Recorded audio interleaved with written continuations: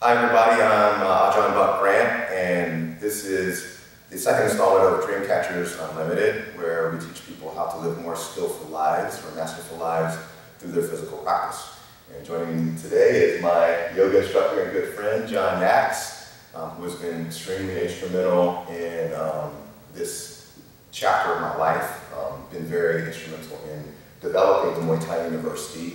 The model that we have at Muay Thai University is very largely based on the Yax Yoga Concepts model of teaching instructors. And we're here to interview him and get his perspective on yoga. So thank you for coming, sir. Appreciate it. Just tell me a little bit about yourself, your martial arts background, your yoga background, and how you got to where you are. I started practicing martial arts in '96,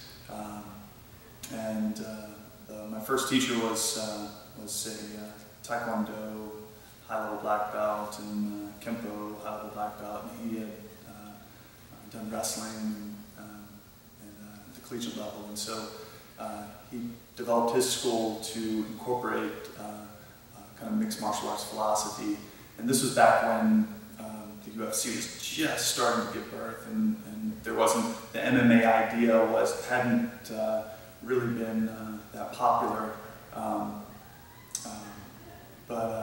So I practiced that style for a little while, and then was introduced to Yoga concepts and the teachings of Bruce Lee, and realized that actually the MMA philosophy had been around since the 60s and 70s, right.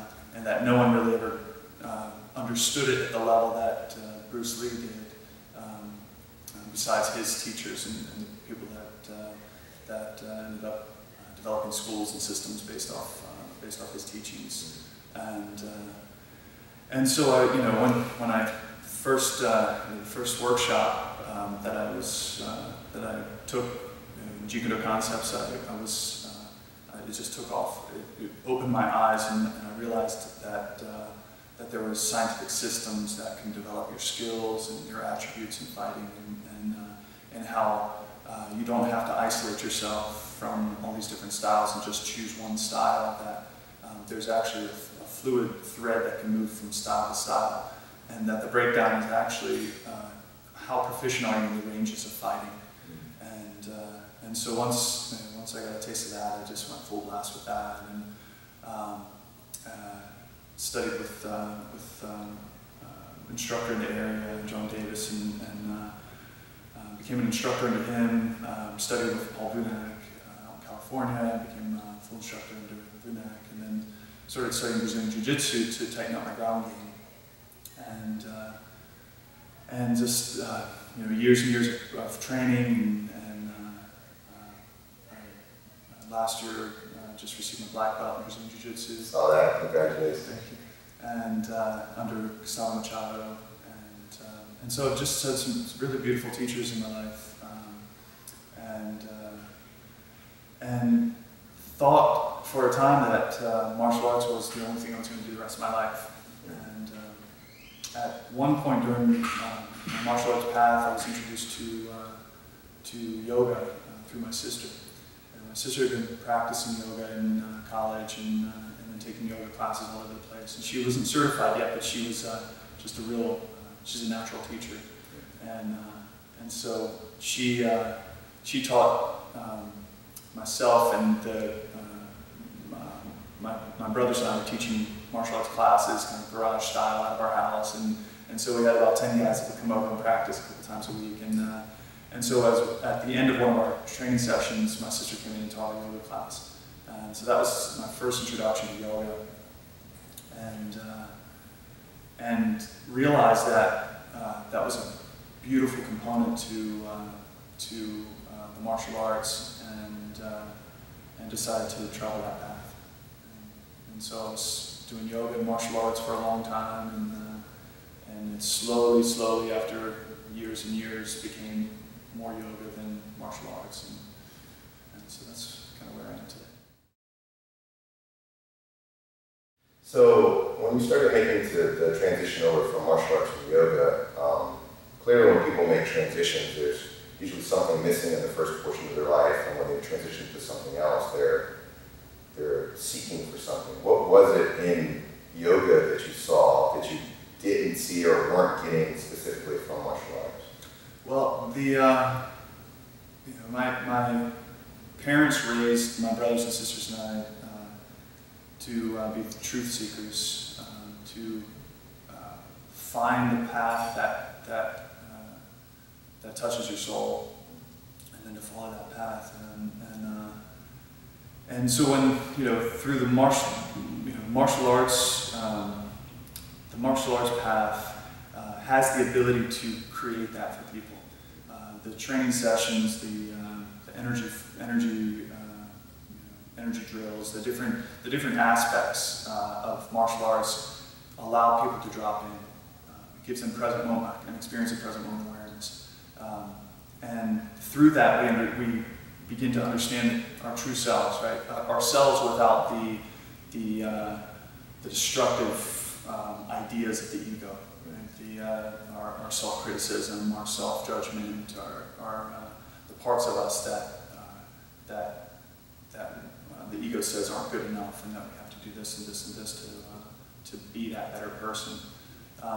Through present moment awareness, that all disappears.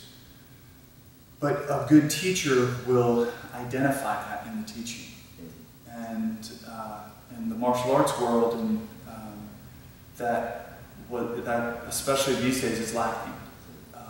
And that is partly because of the explosion of UFC and the popularity of MMA, and for just a very straight sports side, just or self-preservation side. Right. What's going to work in the street or what's going to work in the ring? Don't worry about all that, or frill or anything else. And that's really what's being pushed. If you look at what Bruce Lee was teaching, he had a true balance of what martial arts was meant to do. And the true teachings of martial arts is meant to dissolve the ego.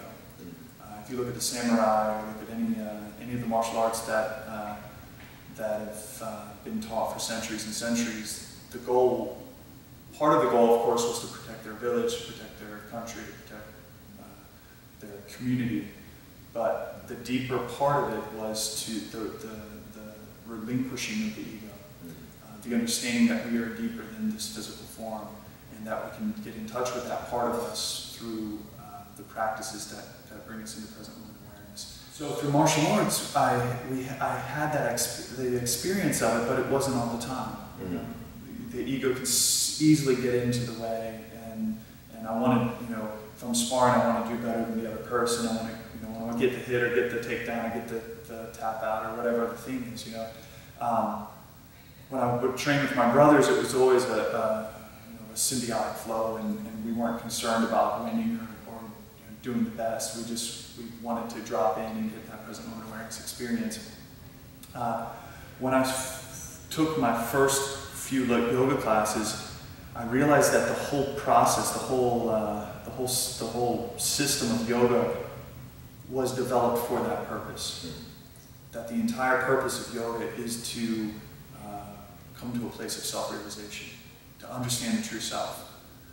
And so what a beautiful practice. You get onto your mat, it's just you, there's no competition, of course there's some self-competition once in a while, right? You get caught up in that side of it, but it becomes you. It becomes you and yourself. It becomes a meditation in motion, a stilling of the mind, and you have these instant moments of the mind jumping in the way, and you're coming back to the practice, coming back to the mind jumping in the way. So although it's a physical practice, and it can be that for a lot of people in the beginning, it very quickly becomes centering and clearing of the mind and an understanding of what the difference between our apparent self is and our true self.